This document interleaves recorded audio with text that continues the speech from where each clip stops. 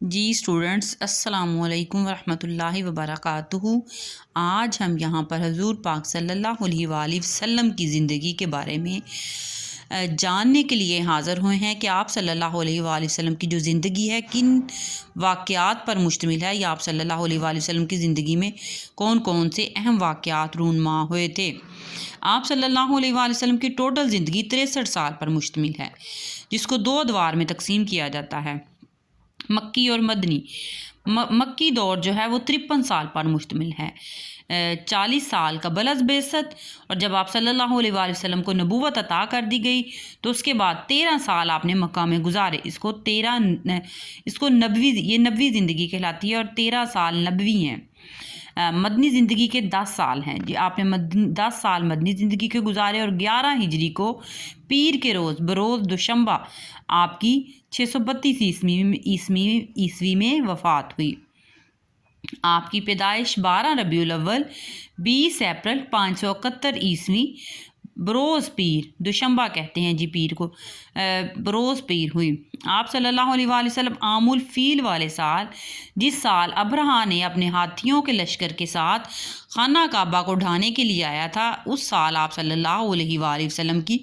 پیدائش ہوئی تھی۔ آپ صلی اللہ علیہ وآلہ وسلم کا نام محمد آپ کے دادا عبد المطلب نے رکھا، اور آپ کا نام احمد آپ کی والدہ بی بی آمنہ نے رکھا۔ آپ کی پیدائش سے 6 ماہ پہلے آپ کے والد حضرت عبداللہ کا انتقال ہو گیا تھا۔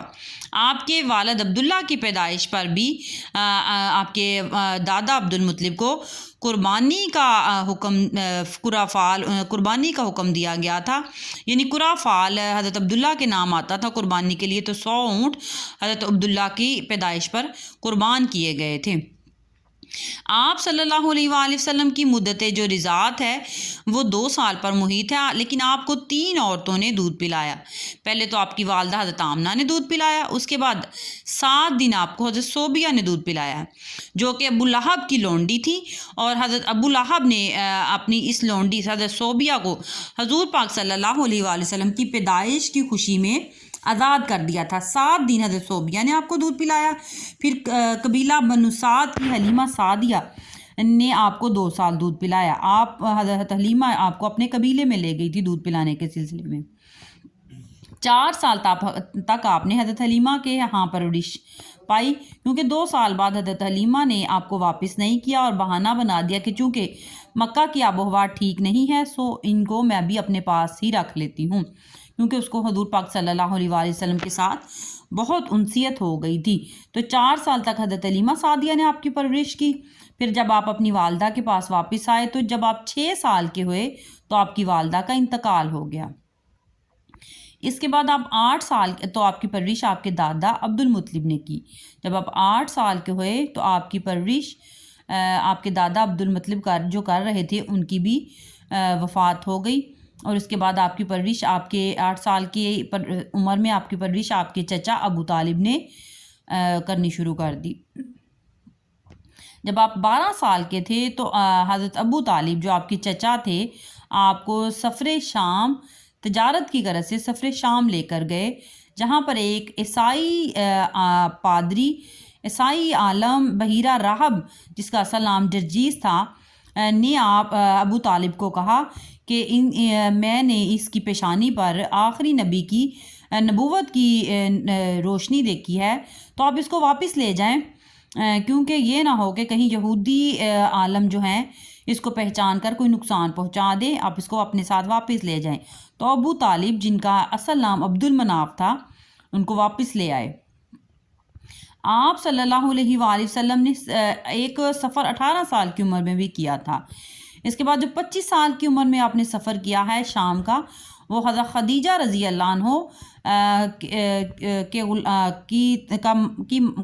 کے مال کی لے کر گئے تھے۔